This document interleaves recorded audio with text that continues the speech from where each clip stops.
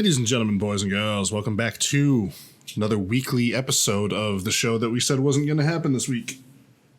This is 2-Bit Gaming. I'm Jay, Let's Jay's Bustin', and joining me, as always, is Steve Rogers. Steve, say hi to the folks. Oh, yeah. Love doing the wrong characters. Oh, my goodness. That's Matt Lane, as always. Yeah. The dumb one. I'm the pretty one. He's the dumb one. I'll take that. I'm okay with this. So, not in the dark of who I am. yeah. Did you have a good weekend, Matt? Good week? It's okay. By and large, didn't have a great thing work-wise, but I'll keep that out of the podcast because that's kind of not important. Yeah, but, it's a personal thing. Yeah. But did have a good weekend in regards to Sekiro coming out. And I initially did not have plans to get it because I was going to be out of town. But then something happened Friday that ended up freeing up my schedule more than I thought would. So I was going to be available for several hours Friday. So I was like, well, okay, I guess we'll go play it a little bit. So I actually did get to play it. I did get to play it on Friday, but then didn't get to play it again until late Sunday. So I've put probably 8 to 10 hours maybe into the game so far. Give or take. Healthy. That's healthy. Yeah. Not in the starting point, but not too incredibly far in either. Just kind of making my way downtown, walking fast. Shadows pass. And your soul's bound. Right. And Jay has also got the game. Yeah, I was actually out of town all weekend. I was up at Monadnock Christian Ministries winter camp with my students. And I didn't get home until like Sunday afternoon. And so then I get home and my computer had been off since like Tuesday because I'm taking a small hiatus from like streaming and stuff like that just because I felt very overwhelmed. I'm actually feeling a lot better now. The weekend away helped a lot more than I thought it would. And so I went out and I bought this. I turn on my computer and Steam opens up and it's like, oh, hey, would you like to buy Sekiro? And I was like, yeah. So I bought it. I'm playing it on PC. Yeah. Matt's playing it on PS4. And we're having a great time with it so far. I'm only like 2 hours into the game, but I like it a lot. As someone who's played bits of multiple Dark Souls, a little bit of Bloodborne, and now a little bit of Sekiro, I like this game a lot. It's a lot of fun. So we're not giving any spoilers on it. You know, for those of you that are worried about anything, like we're not even going to talk like vague mechanics or anything like that. But it's just I'm having a lot of fun with the movement in the game, and the combat is really good. So. Oh, yeah. I do have a perfect way of describing how this game works in a method that everyone should understand. Potentially. So we knew from the demo and all the information well before the game came out that this game was going to be heavy based on counters and deflections. Like they were pretty upfront about that from the get-go. And then after me and Jay have both played it a little while, he can probably verify that this is accurate. So basically, this is how this game works. Everybody has probably played rock, paper, scissors at some point in time in their life. Never heard of it. So imagine playing rock, paper, scissors, except this time, you know, you're doing your movements and we're not being those weirdos that like pull our fists 10 feet in the air every time we come down. We're just barely coming up and down as you lay your fist into your palm, you know, every time you do the countdown, rock, paper, scissors, and whatever you go and shoot or whatever, it doesn't matter. But so let's just say your hand's going up like an inch and then coming back down and then up in it and like just same thing over and over and over. And the way they're going to do it is say, okay, your opponent is going to go ahead and make his choice when he comes up. So he comes up, has an inch, and it comes down. So they're giving you a split second to see what he's about to do. And knowing the mechanics of rock, paper, scissors, in that split second, you have to recognize what he or she picked, and react to it and deliver the proper rock, paper, scissors to overcome or beat their rock, paper, scissors, like whichever one beats the other. Take that concept, but then say, well, there's about 10 options, and if you get it wrong, you're pretty much dead. Plus, you're playing with 5 people at the same time. Right. Yeah, it's a Souls game at the end of the day. It's made by the same people. It's going to be hard, but it's super. I mean, I'm not super far into the game, but I feel like it's a very satisfying game to play. Mm-hmm. I'll go as far to say I don't think you're going to get a lot of mixed info in this, and our ideas might change as we get further into it. We don't know. We're not that far into it yet. Right. Right now, I would not say it's any more or less difficult than any of the previous Souls installments. I think it's I'd agree with that. Par for the course. It is different, so it will take getting used to. But once you get used to it, it kind of feels very similar in terms of, you realizing that when you do die or whatever have you, that it was most likely something you just didn't do correctly, as opposed to being a cheap thing that just kind of screwed you over. So it seems fair.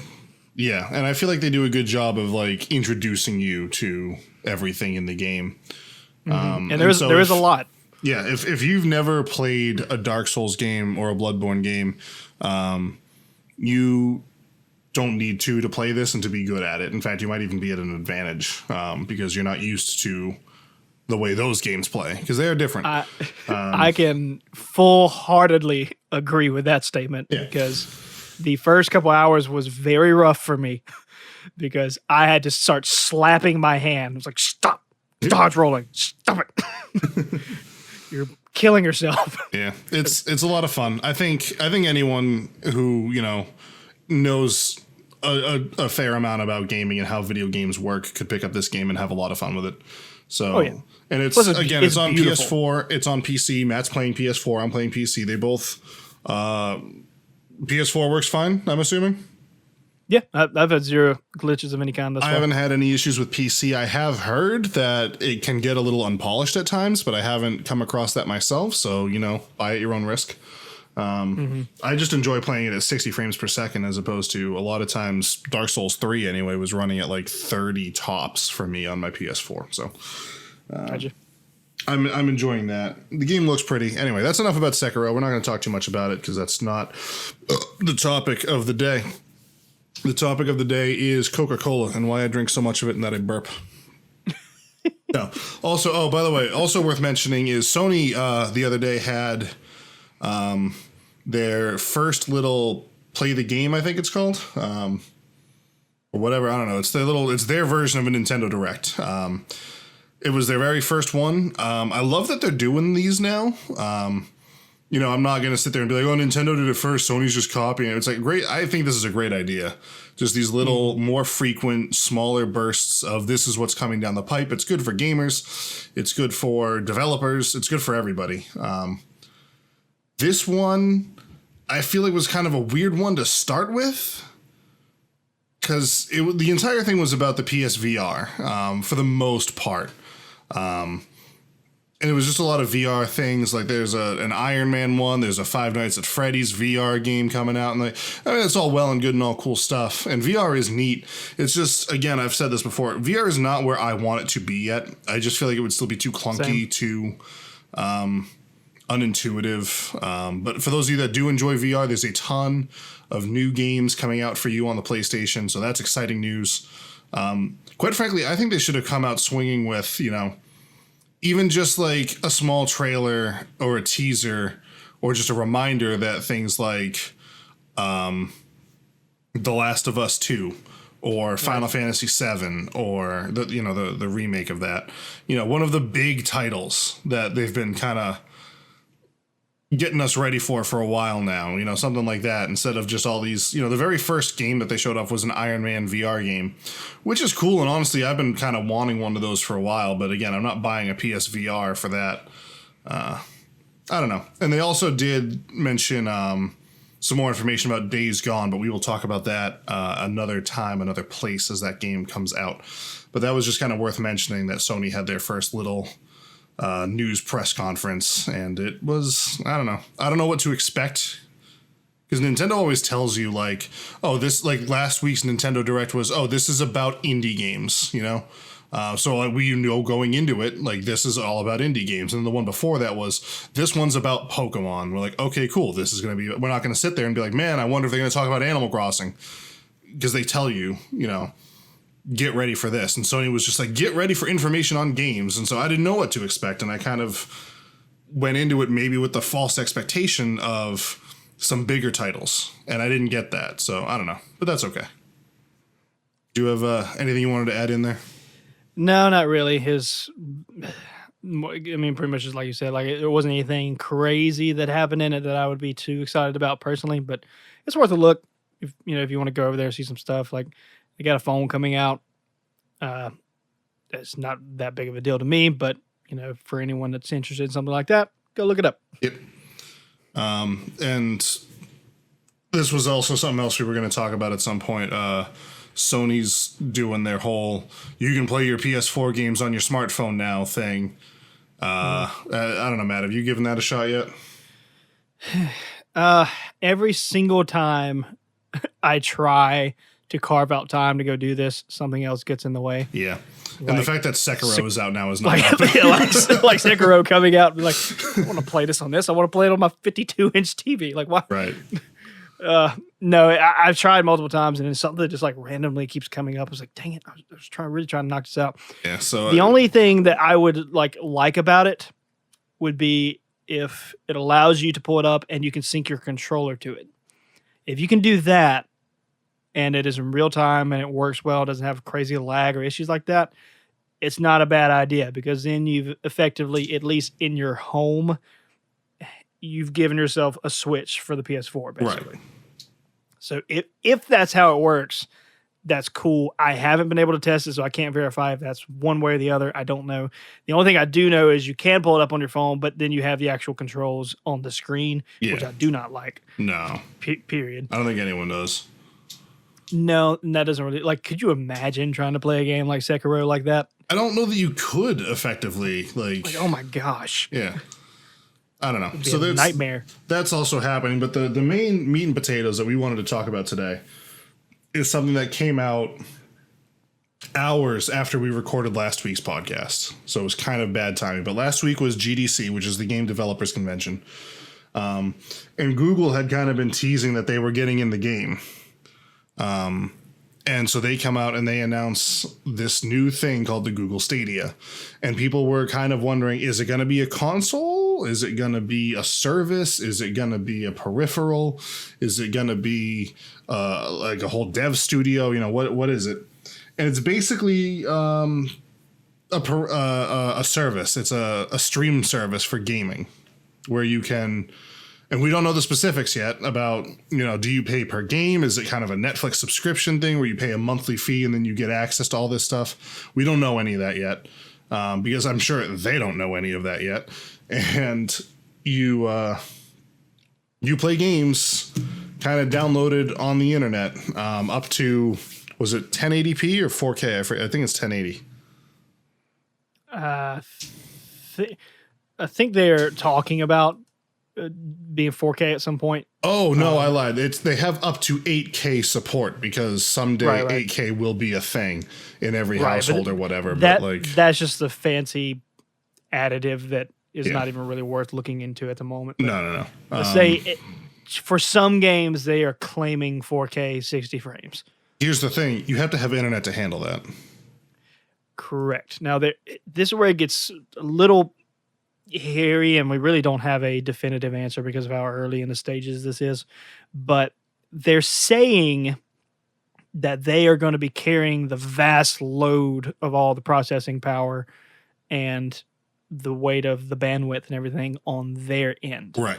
Now, they showed off the specs of their supercomputers that are, running the game, and then it just kind of streams to a box in your house.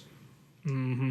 So that being said, they really haven't divulged the information of what kind of network you need to have, the strength of it, the download and upload, because you will need both to do something like this. Right.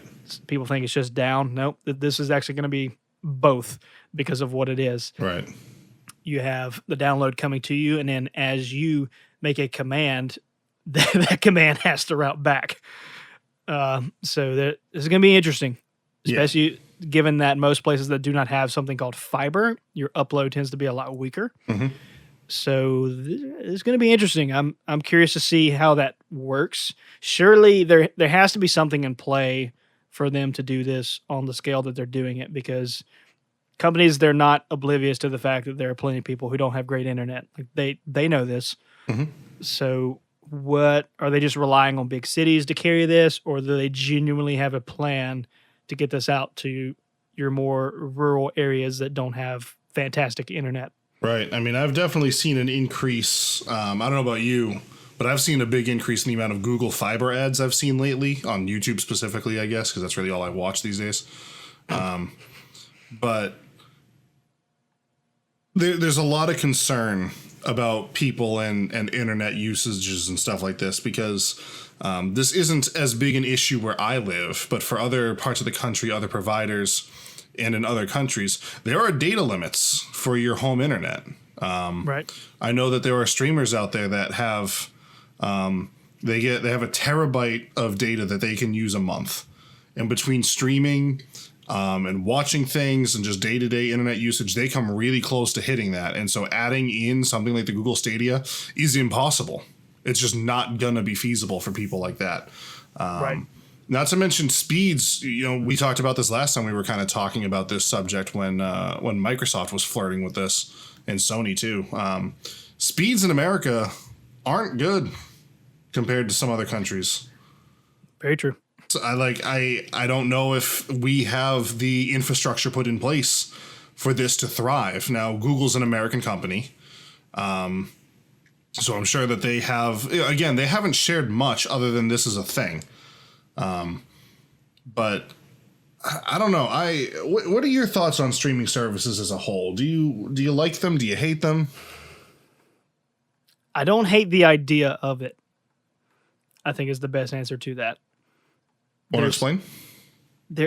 There's just a plethora of unanswered questions that need to be answered. That's so hard for me to really give a valid assessment of it, because there's just so much I don't know. But I mean, just on its surface, if let's just take all the technicality aside right now, let's not even think about internet, not even think about any of the glitches and stuff you can have with the back and forth signal. Let's just say all that works out fine. Sure. And everybody can get it. Then to me, it mostly just boils down to price point at that juncture. And then on top of that, how honest they're being about them carrying the bulk of the processing. Like, can someone with a $199 HP laptop run Sekiro on, 4K 60 frames a second? Now we've already seen technology like that being around. There was a streamer I was watching once. He had his wife's old MacBook Pro. It was not an up-to-speed machine by any stretch of the imagination. And he had a sponsorship going with a company that's doing something very similar to the Google Stadia, but they were just a no-name company, and I haven't heard anything from them since, and I don't even remember their name. That's how much it probably didn't work out for them, just through competition or whatever. Maybe they're just like back in the shadows developing it quietly. I don't know. But they basically connect your computer to one of their supercomputers, and then you can just play. He just opened Steam on their supercomputer. Excuse me. And he was just playing PlayerUnknown's Battleground, which is a very demanding video game. And right. He was a PUBG streamer back in those days, and you could not tell the difference between him playing on his high-end machine that he had built and him playing on this MacBook Pro. He said it felt the same. And again, it was a sponsorship deal, so you have to kind of take that with a grain of salt. Right. But I mean, he was winning matches. He was getting them winner chicken dinners. So that kind of technology is there. It's available. My concern outside of the whole infrastructure thing, because again, I don't think that we're ready for this yet as far as like what our internets can do, especially with data caps. We have to get rid of data caps if this is going to take off at all. That or they have to increase exponentially, one or the Yeah. other. Which how they haven't already, I'm not really sure. I'm sure the FCC is probably going to have to be cracking down on that soon with the emergence of 4K and how large the files of 4K stuff is. Right. There's just no way it can stay like it is. Something has to evolve. Do you have a data cap where you are? A terabyte. On your home internet? Is a terabyte. Okay. You probably don't come close to hitting that. No. I've never come close, and I couldn't even tell you what we use because I've never even had to monitor it. Right. So I don't know at the moment. That seems like, for what I do, that's fair. Mm-hmm.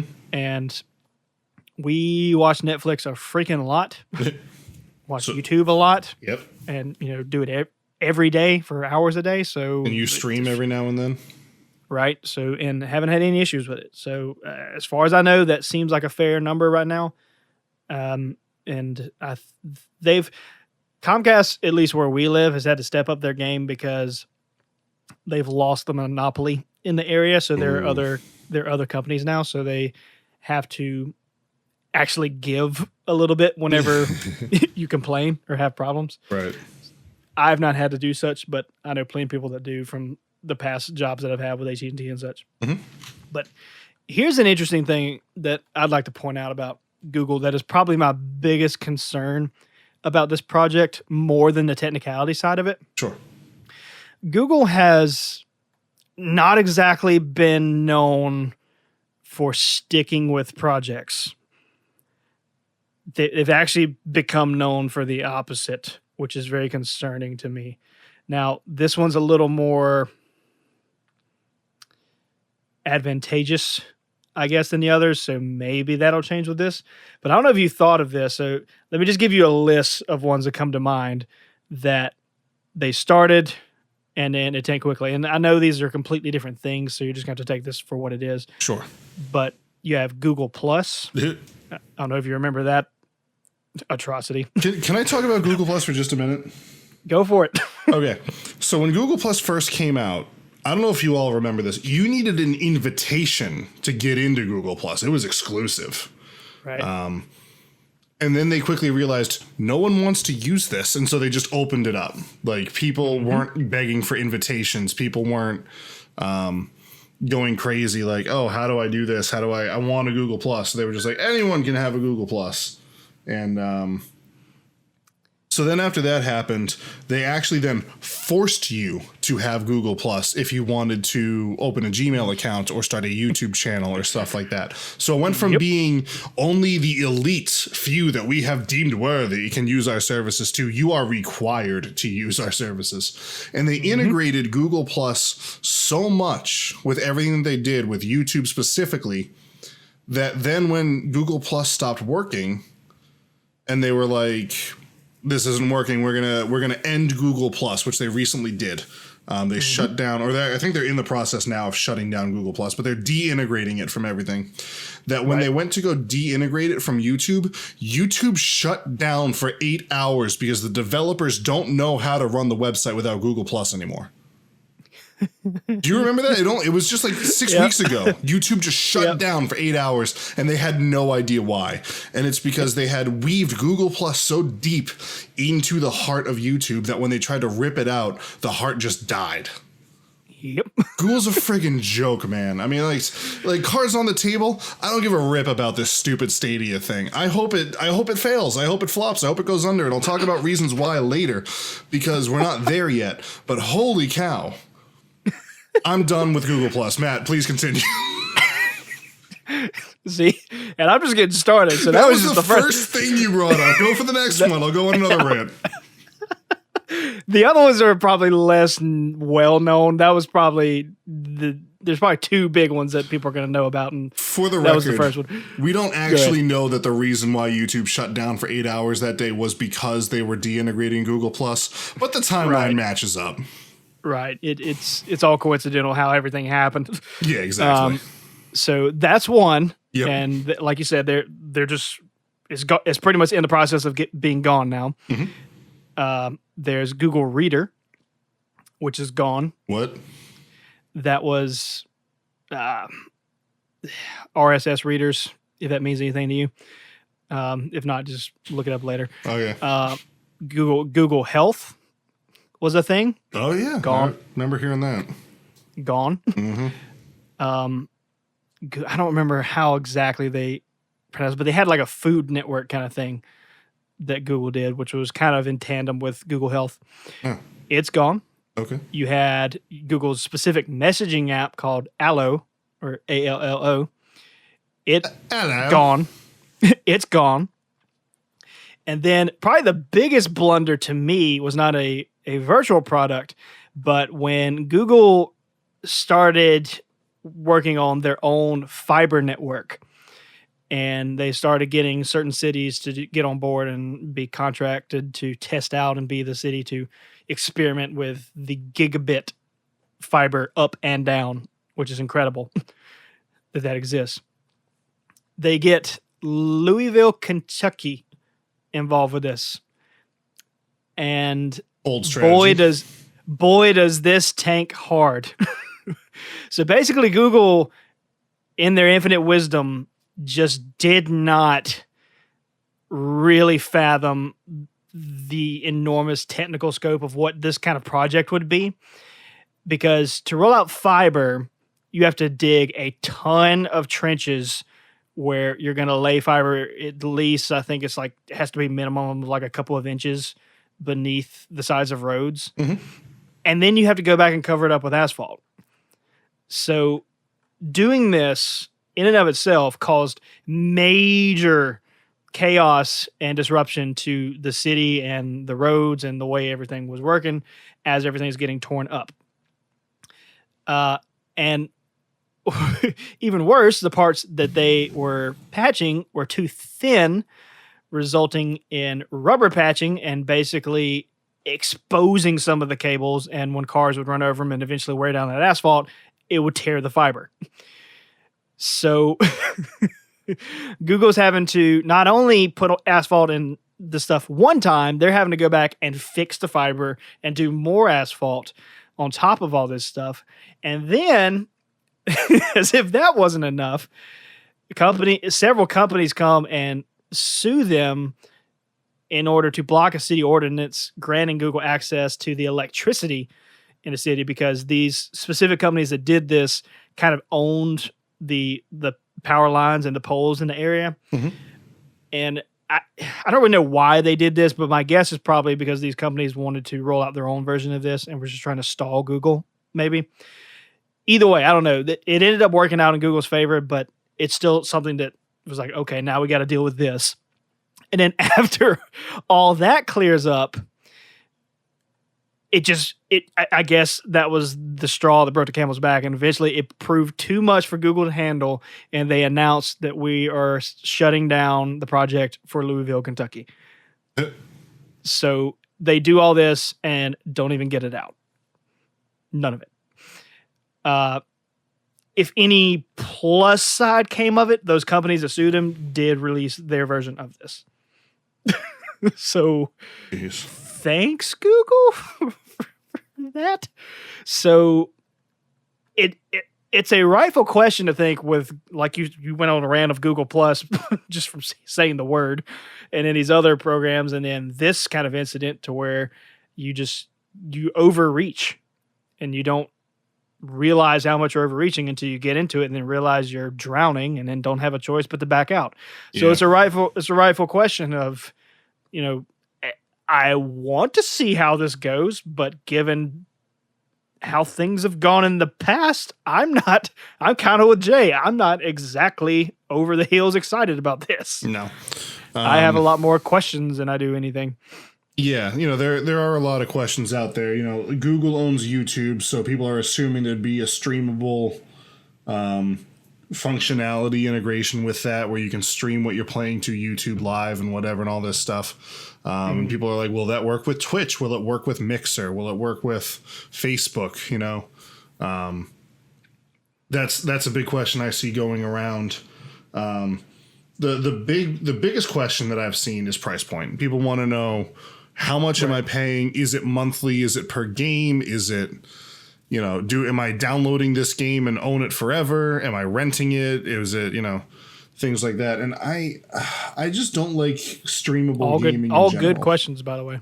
They're great questions, and these are questions we need answers to. And I don't know when we're going to get these answers. The Game Developers Conference is kind of sort of what E3 used to be. What E3 used to be was a shareholders meeting, where basically Nintendo, Microsoft, actually even pre-Microsoft, Sony, Sega, all these companies would kind of present, hey, people, this is what we're coming out with that's exciting and new, and you should continue to invest in our company because of this. And then it became more about the consumer side of things and getting consumers excited for it. And so the Game Developers Conference is kind of now what that used to be, where Google is now saying, we're getting involved in gaming. Here's our idea. More to come later. Will we see Google at E3? I doubt it. That would be weird. But maybe. It's possible now, apparently, because they do games. The other thing that really killed me was, I think... My watch will not shut up, I'm sorry. I think Google is a little aware of how people were going to receive this in a relatively negative manner. Because before their announcement, they tweeted out a picture of the Nintendo Power Glove, which was a peripheral that was so awful that it's more of a meme than it is a useful, tool. The Sega Dreamcast, which was a failed console. And then E.T. for the Atari, a game that was so bad that they literally buried it in the desert. Every copy of the game buried it in the desert. And then a fourth pedestal that was blank, and they said, what's next? And then they announced their thing. So they put 3 horrible gaming things up, and then they were like, where next in line? And I'm just like, you're not really swinging for the fences on this one, are you, Google? Oh man. Yeah, I don't know. The big thing here is streamable gaming. It's something that Sony dabbled with. It's something that now Google's getting into. I don't like streamable gaming for really one reason. Fair. If it works great, that's fantastic. And at the end of the day, this might put more games in more people's hands, which I love. I think people should play games. And if this gets games in the hands of people who never might otherwise play games, great. Fantastic. Here's my issue with streamable gaming. You don't own these games. And this can even be a problem with Steam, honestly, and any digital library. As soon as the company of whoever you're using, Google Stadia, whatever, decides, let's say, for example, it's a streamer service where you pay like a Netflix subscription or whatever, and you want to play, you're playing Fallout 4. Okay, let's just say that, for example. You're having a fun time with Fallout 4, and you're like, oh man, I want to play the other games in the series. I want to play Fallout 3. And they're like, oh, we don't support that game anymore. We got rid of that one so that we can, make room for Fallout 76 instead. You are now no longer able to play Fallout 3. Now, granted, you can still get the disc on your Xbox 360 or play it on PC or whatever. But if the entire world starts shifting that way, because both Ubisoft and Sony have both gone on record of saying the next console generation, the PS5 and the Xbox 1.2 or whatever the frick they're going to call it, whatever that comes out as, after that generation, home consoles will stop existing. And it's going to go straight to these streaming services like the Google Stadia, which is a horrible name, by the way. Right. Stupid. So at that point, games will literally be dying off by the dozens. They can just be, so if we get to a streamable only service, then they decide and dictate what you can and can't play anymore, and games that you've spent money on even potentially could die off, and then you've spent your money on something you can't use anymore. And how that's legal baffles me. Right. So here's a real quick piece of info that I actually just came across. Me and Jay typically have articles pulled up whenever we're talking about these topics, so we're not just pulling from thin air. And I actually just happened to notice this, which is something we had been looking for a while. And it's not technically on paper, but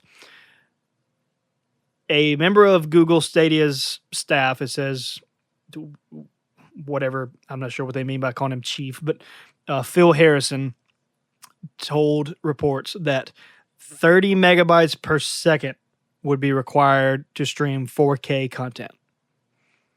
Interesting. Now, he's being very in the gray about this because it's kind of conveniently not talking about down or up. It's just saying 30 megabytes per second is what's needed.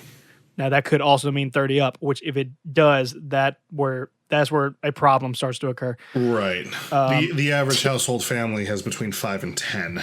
So right. 1080p stream takes 15 megabytes a second. Although 25 is recommended. Right. So now like I said, that's not on paper to say that that's exactly how that's going to work, but that's part of Google Stadia's staff talking to a report when they're asked about, hey, what are the requirements going to be? And like Jay said, by and large, in the masses, at least for the country that we live in, that's going to exclude a good bit of people. Sure. And to me, that's where the biggest problem of a streaming service is. It's not with what it is or how it works or the faults of some games not being available and stuff like that, even though for a real gamer that's very painful. The mass market now of games might actually, this sounds really weird to say out loud, it may be over 50% of people who are not hardcore gamers versus the ones who are. I don't have any numbers like back that up, but as we talked in another podcast, gaming is a lot more mainstream than it ever has been. Oh, so sure. There's plenty of people out there who may go buy a $60 game and only play it like a couple times, but they still went and bought the $60 game, which is mind-boggling. But so that being said, you have a ton of people that I guess it might work for, but there's still a plethora of people that don't. But here's what my biggest issue with the streaming thing is. So with this, for the people who are hardcore gamers, and let's just say they happen to live in a area that they just can't get good internet. It's just not available. So like it's just not in the wheelhouse. Like Zephyr Hills, Florida. You have taken away you've taken away that person's choice to be able to play games. Right. Like it's not that and most of those people are like, I'll pay whatever I have to. Just give me internet. And it just won't happen. It's a terrible concept because like right now, if someone wants to play a game bad enough, they just go buy it. That's it. You go buy it, bring it home, play it there.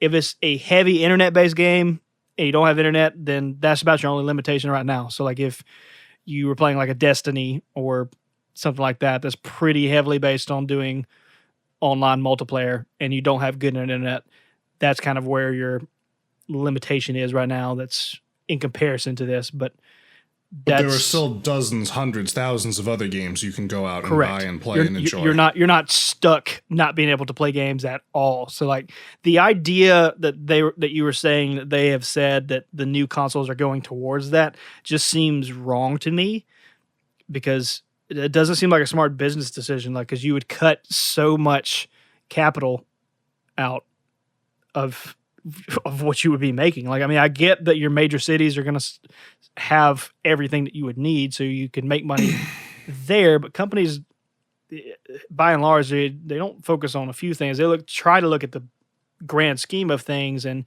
I don't see how making a console that is stream only would be a good idea right now. Like as Jay said, we're not there yet.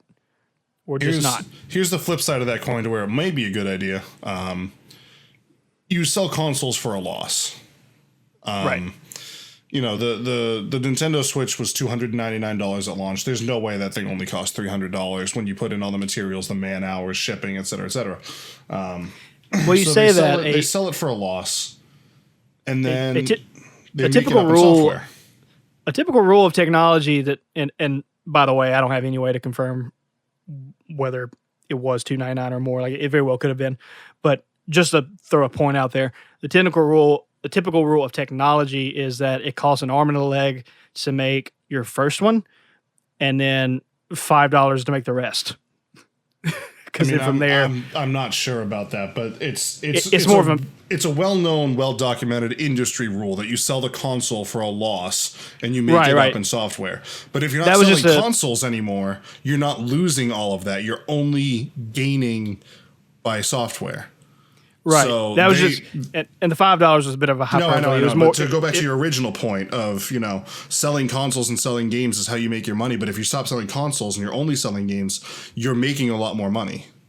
Even if you're not selling as many games, you're not trying to make up the deficit that was the consoles. Correct. So I can see why companies would want to push in that direction, especially if you're selling digital copies. You're not paying for the manufacturing of, you know, discs. You're not paying to ship it to stores, you know, things like that. And no one's getting their cut. It's just straight from them to you, no shipping involved or anything like that. You're paying for the internet. You're paying to download it. You're paying for your, you know, everything you need for it or whatever. They just sit back and just start raking in cash. Even though, you know, Jimmy Backwoods with his 5 gigabyte download speed isn't going to be able to play this game anymore or any games anymore, which is horrifying to me. They'll still make enough money in the rest of the world who does have that, you know, 25 download speed to play the 1080 at least, that won't matter to them and they won't care, which is horrifying again. Right. And a silver lining counter to that would be if a company were to do something as disheartening as that, I feel like by and large, the gaming community is a pretty strong one. And there'd probably be some significant backlash to that if it became public that this thing came out and we just don't give a dang about the little guy who doesn't have internet. Like, just tough luck. Yeah, you would hope that, but right, and there's no guarantee of that. But gamers are willing to put up with a bunch of crap if it just means playing their games. Right. But we've just seen that happen too much over the years of, you know. But we can almost we can lean a little more with this one because it's not like Nintendo is making this or Sony is making this or Microsoft is. This is Google. We're talking about. Not a lot of people have a love for this company. That's fair. So if they were to do something like that, I have to feel like that there would probably be a decent amount of backlash that would hopefully at least get their attention, if nothing else. But then at the end of the day, like, what's going to happen? Because if they do try to fix it, who's to say another Louisville, Kentucky situation doesn't happen yet again? So I don't know, man. Like, it's a very interesting thing, but like I said from the beginning, like I just have way more questions than I do answers, and I'm kind of with you. I'm just not overly excited about the idea of the project. No, per se. I don't like streamable gaming in general. Even using Steam makes me a little queasy sometimes of, you know, what if Steam just changes their terms and conditions to, you know, we're cleaning up our server space, so we're getting rid of all of these games, even though you've owned them and you download them, you know, things like Borderlands 2 or whatever that you're playing on our servers currently, it's gone. You can't play that online anymore. It's like, cool, I bought that game to play it online with my friends, and now I can't do that. Right. They just stop supporting these games, and so these things that you paid money for, you don't have anymore, as opposed to my cartridge of Banjo-Kazooie, I can take that, slap it in my N64, and play it any day of the week, you know? Mm-hmm. I don't know. It's a dark future if we start going down this path, you know, because if it works for Google, 100% guarantee at least Sony will jump on with this. And it would surprise me if Microsoft did. It wouldn't surprise me if Microsoft did as well. Nintendo, I don't know, maybe, probably eventually. And we'll just see more and more stuff like that. I mean, it's a little more on a micro scale, but Nintendo kind of has a mini product of this going on right now with their arcade selection. That's true. So I think Nintendo, you know, this is just kind of conjecture, but they could possibly be testing the waters with that, trying to see on a more minute scale the pros and cons of doing this, or where the technical problems lie, and when you do this, what happens, and the good and bad of each, and doing it on a smaller scale before just diving off into the water onto a massive project without testing something smaller first, which I think would be smart. So if that is what they're doing, I think that's the right way to do it, because at least you're building to that point as opposed to just, you know, stepping off the edge of a cliff and just diving and hoping for the best.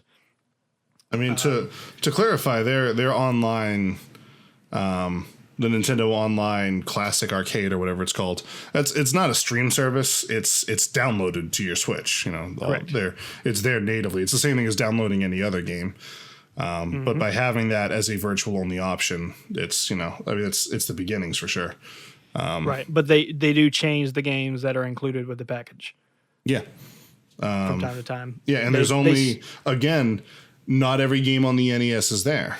You know, I want to play Punch-Out, but that's not on there yet. Now, granted, it's on the NES Classic, which I have sitting right here next to me. But, you know, it's still, I can only play the games they say I can play. There are hundreds of games for the NES, and I understand that there are licensing issues with this, that, and the other thing or whatever, but there's no way we will ever be able to play every game that was ever created for the NES on the Nintendo Switch. That's just not going to happen. And so your options are have the original hardware and the original software, the cart and the NES, hope it works, find a CRT to plug it into, or emulate it, which is illegal. So, I don't know. It's someone, there's a YouTuber out there. I have to give this man credit. His YouTube channel, his name is Nerrel or Nerrel, Nerrel. And he made a video about piracy back in December. And brought up some really good points, not advocating for piracy, but more of it as a preservation of, you know, other games. And if, you know, he kind of makes the point of, if the people who published these games, like Konami, for instance, you know, they're not really making video games anymore. They're making pachinko machines. If they're not going to do anything to preserve their classic library, be it Konami, Nintendo, Microsoft, anyone, then your only option is piracy at that point, which is illegal. And so it's kind of a broken system in that way. And again, he's not advocating for piracy, but he brings up a lot of good points in that video. So I don't know. Go look at that guy. It's a very interesting video. It makes you think. He's a great YouTuber. I still think that I just have to, like, my instinct and my gut and everything we do know about this topic, I just have to say that Google's wrong about the next consoles. I don't see them being a 100% streaming device yet. I just don't. Well, like, and again, could easily be wrong on that, but right. It doesn't make sense to do that yet. And I wholeheartedly think eventually, I do think that's where it's going. I think by and large, at least for the technology that exists right now and the way that everything is moving in a certain direction, that's probably inevitable that it at least somewhat moves that direction. I don't know if we will completely abandon physical copies, right, but we will undoubtedly move to this as an option at some point in time. That I think that's without question. So my counter to what Google said about it would be, I would not be surprised if the new consoles integrate with that as an option. But I don't know if they're going to go as far to, physical discs, no, we're not really doing that anymore. Bye-bye. Yeah. And you're just doing a streaming thing. Like, if we were to abandon discs, I don't think it would be a streaming is the only option. I think it would still have the PlayStation Store or the Xbox Store or, you know, whatever console you're playing on. I think you would still have the store is intact. You could buy the game, download it to your console directly, which would require some internet, but even slow internet could get it there eventually. Right. So like, I think that option would still be there for now. If let's say, you know, in a what if scenario, if PlayStation 5 and Xbox 1.2, whatever Jay said, is to get rid of discs, then I would have to say they're still going to have the option to download a game directly to it. There's no way they're going to go to a cloud-based streaming only yet. I just don't see that happening. It just, if it is, I would be shocked. And I've been wrong plenty of times, so there's no really there's no promise that I'm right about that. But I don't know, man. Do you feel the same way, or do you see that? Do you see Google actually making a decent point about it? To clarify the point, and this was Yves Guillermo who said this, who is the head of Ubisoft. He said that the PS5 and the next Xbox and the next Nintendo or whatever, they will be the last generation of consoles as we know them now to have discs or whatever. And then anything after that. So you think about that. We still have, I mean, we don't even know what the next consoles are going to be. They haven't been announced yet or even speculated. So we still have several years with what we have now before the next one comes out. And then we have a good 6 or 7 plus years with those until we start moving in that direction. And I think in that timeline, I mean, that's a decade out at this point. Yeah, we might see that happen. Yeah. Knowing, I thought they were saying about the PlayStation 5s. And yeah, so if they're saying the next one, then yeah, that could potentially be a possibility. Hopefully by then they've drastically improved how all those things works and we won't be having a problem with it by then. I don't know. Yeah, and again, I don't care how smooth it runs. I don't care how good it looks. The idea of streamable only gaming horrifies me. The fact that someone else gets to dictate what you can and can't play, what they choose to support and what not to support. That older games are just going to die off with no way to play them. Is horrifying, and I think it's definitely something that needs to be addressed in the gaming community in general. And I mean, think of it this way. When the Xbox One first came out and they were talking about it, they said, you know, the Xbox One has to be connected to the internet at all times and you have to have the Kinect on it. And the gamer community made so much of a stink about it that Xbox rescinded on that, along with a bunch of other ridiculous things like you can't share games and all this stuff and whatever. And so I'm hoping that, you know, as the Google Stadia develops, as we learn more about it, gamers will reject it so hardcore and just make it such a huge flop that that this whole concept gets shelved. Because again, I see why gaming companies want this. I see why Microsoft and Sony and all them would want this. Because again, they don't have to sell consoles for a loss. They don't have to sell discs. They don't have to sell, you know, any of that stuff. They are simply providing software and they're making bank off of it. So I understand that, but I think that it's a horrible direction for gaming to go in general. And I will resist that with every fiber of my being, no matter how good it looks on my TV and how cheap it is compared to buying a console. I can agree with all that. Yeah. That's my ending argument for that. That's my closing statement. I'm okay with that. I mean, I feel like at this point, I don't really know. I don't want to beat a dead horse over and over again, but I think me and Jay are pretty much on the same page of it. It's like not really buying into this idea yet. No, I'm not opposed to it. I never will. I'm opposed to it. If I see a genuinely polished version that can guarantee what Jay is saying his biggest problem is, which I have the same problem. Like, I don't want anything dictating, you know, I like this game that is several years old and suddenly it's removed and now I'm just screwed and can't ever play it. Like, that's a problem to me. I just think that that's a crappy thing to do. It just is. Mm-hmm. So I don't know. Which, if I were to see something in a more polished way that prevents that, maybe I'll be okay with it. Who's to say? Yeah, we're gonna have to keep our ears to the ground on this one and see what it is that Google comes out with. And you know, I don't think this is going to be a product that launches in 2019. Quite frankly, I don't even think it's going to launch in 2020. I don't think the world's ready for it yet, just from all the other problems we brought up with infrastructure. But it is something that we will be paying attention to, because this is a huge shift for gaming. This is important. And so we're going to be talking about it as more details come due. Matt, before we both sign off and go start playing Sekiro again, any other thoughts on anything we've talked today? Nothing much. Did you have a question of the day you wanted to throw out there? No, I'm going to go play Sekiro. We'll see you guys. No, I'm joking. Yeah, my question of the day just kind of goes alongside what we've been talking about. If you have the option to buy a game physically or digitally, which one do you tend to go for?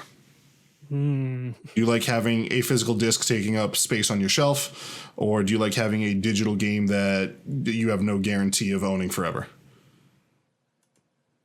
Interesting. There are pros and cons to both. Right.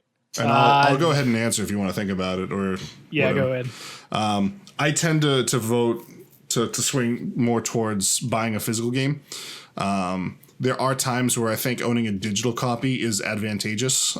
For example, when Animal Crossing comes out for the Nintendo Switch, unless you get something for buying the physical copy, because sometimes they do that, I'm probably going to download that one just so that I have that one on my Nintendo Switch at all times, so that no matter where I am, I can just be like, oh, let me log on and just do my daily tasks real quick and get it done, and then I can switch over to Smash Brothers or Breath of the Wild or Odyssey or whatever I have loaded in on the cart side of things.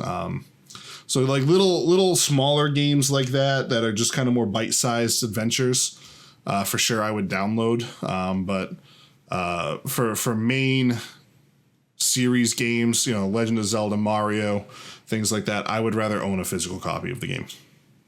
Unless it's a PC game, in which case I'll just download it on Steam.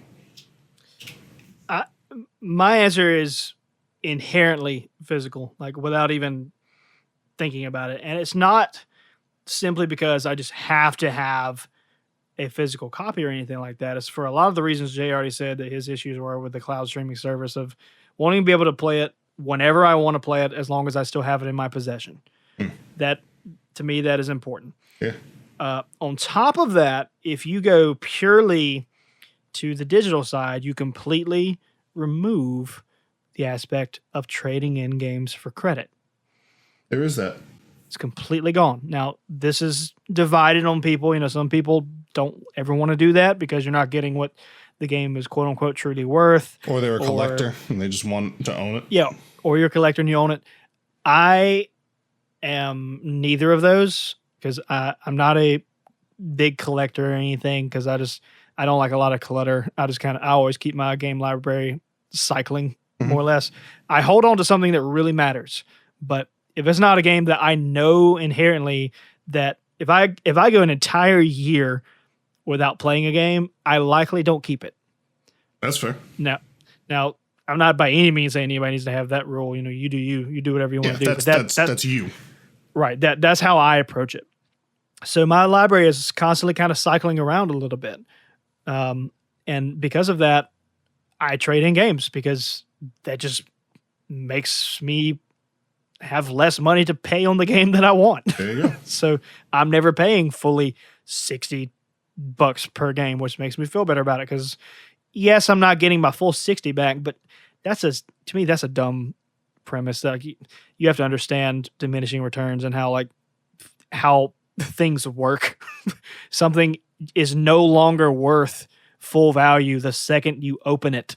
Yeah, I mean, sometimes I think we take that a stretch too far. Correct. When you drive a brand new car off the lot, it's worth $10,000 less, instantly. Right. That goes into a long discussion that I could actually talk a lot about, but that is not the point of we are not an economics podcast whatsoever. So I'm gonna avoid that one. I don't know anything about economics. I do, and I worked at a car business for a while, so I actually know a decent amount about that. But I'm going to, like I said, we're going to ignore that one. Yeah. So that being said, all the points I just made were, I'm heavy on the physical copy, because that's how I buy. That's how I game right now. It's the way the entire cycle process works. I play a game. If it's great, I'll play it again. If I'm going to play it at least once a year. Like, and I'm not saying I have to play it all the way through. Like, if I play it at all within a year, I'll hold on to it. Right. I'm not gonna let go of it. But if I go an entire year and I don't play it, and I look at it, I'm like, do I really need this? If the answer, if I can't inherently give a reason to why I have to hold on to this, and I'm like, okay, let's go trade it in. And the good thing about that, if you ever want to think about jumping on this kind of a thought process, is if you do it this way, your games have more value when you trade them in because you're doing it quicker. Mm-hmm. You're doing it to where their value hasn't decreased too much. Yeah, like if you were to, and I know you won't, but like if you were to take Sekiro Shadows Die Twice and you were to trade it in the second you beat it, you might get $40 for that game. If you hang on to it for 3 or 4 years and trade it in, you might get $9 for that game, Right. Very different. Yeah. So for me, it works in my favor so far. Now, most of the time, I don't think we would really get 40 per se. By the time you trade them in, you probably get 20 to 30. But I mean, even still, that's half off. Yeah. I mean, and you took your Wii U and all those games and traded them in and essentially got a free Switch plus the other gift card you had. So exactly. that works out well for that, as opposed to me, who I had to go in the whole $300 to buy my Nintendo Switch and then another $60 for the game. Now I budgeted for that. Obviously, I didn't go in debt to buy a game console. That's ridiculous. But Agreed. Again, economics. But like that's an advantage you have, as opposed to I like a collection. I wouldn't consider myself a collector, but I like having the games I've played and being able to look at them and being like, oh man, I remember playing that. And even bad games, like I have the wonderful 101 sitting up here on the shelf. That was a game I was really excited about for the Nintendo Wii U, and it ended up not being a very good video game in my opinion. But I still have it for some stupid reason, and I'll never trade it in for some stupid reason. But that's me. Because it's a memory, to me. I remember I bought the wonderful 101 when I was living in Florida, not long after we got married. I was excited about it. I spent 4 hours playing it and got frustrated, but I remember what my life was like back then, and it brings me back. Nice. So that's important to me. I don't know. Anyway, this upcoming weekend is PAX East in Boston, Massachusetts. Your boy will be attending. I'm going to try to play a lot of indie games. I'm going to try to play a lot of games that aren't out yet. So hopefully I'll have something to report on when we get back. But I don't think we'll have a podcast next week because our normal recording day is Monday. And I'm actually going to be at a show all day after work. So unless we can find another time to record, probably no podcast next week.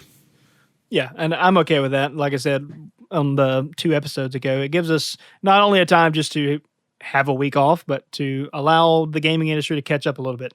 True. Allow some more news to trickle in. For the most part, things have just kind of been popping out, though. Like, we went into a podcast one week, like, we don't know what to talk about. And then suddenly they were like, oh, hey, here's a new Pokemon game. And we were like, oh, tight. And now, Google Stadia dropped. Speaking of, I don't know if you've noticed, that episode is quickly catching up with our most listened to episode. Is it? I don't look at the numbers, so... I normally don't. I just had this pulled up earlier because I had a video that didn't launch when it was supposed to today, which is weird, and I still don't have an answer for that other than YouTube is YouTube. Which is owned by Google, by the way. Right. But when going to the YouTube Studio beta, which is where you edit all the videos and stuff in a very organized format, I happened to see the numbers. I was like, oh, that caught up quick. So right now, at the recording of this podcast, the EA, Apex, and Anthem episode is our most listened to podcast on YouTube. Mm-hmm. It's got 5,303 views right now. Dang. Pokemon, which was 2 weeks ago. 3 weeks ago? According to YouTube, it says 2 weeks ago. Well, it's 3 podcasts ago. 3 podcasts ago is what I was thinking. Because we had the Impacted Your Life gaming, the Harry Potter game, and then Pokemon. Yeah. It right now has 5,086. Ooh, go Pokemon. Which is weird. So those 2 episodes, for whatever reason, have roughly double what we're seeing on average. So that seems to be maybe what people want to talk. And then the Nintendo Direct actually had 3,000, so it had a good 1,500 more than what we're used to seeing as well. Yeah, normally our videos get around or our podcasts rather get around $2,000, 2,000 views ish, more or less. You know, some more, some less.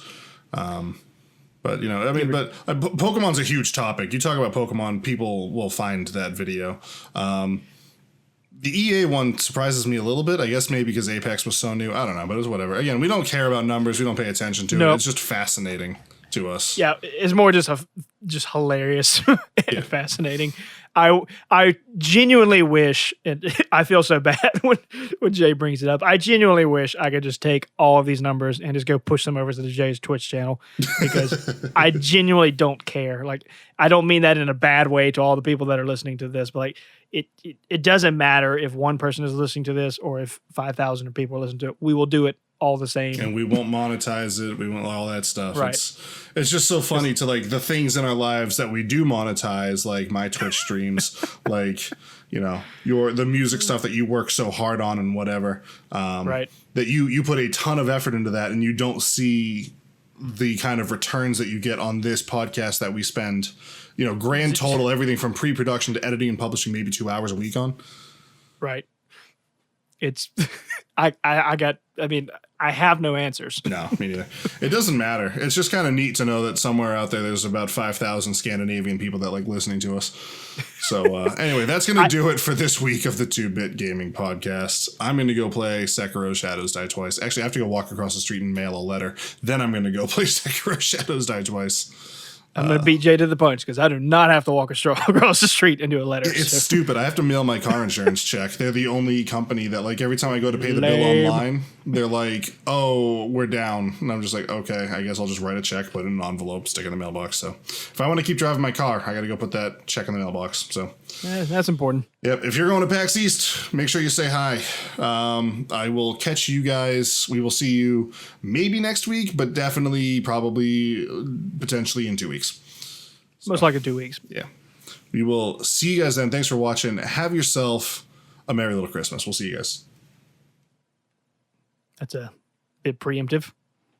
I mean, you never know when people are listening to these things. Fair.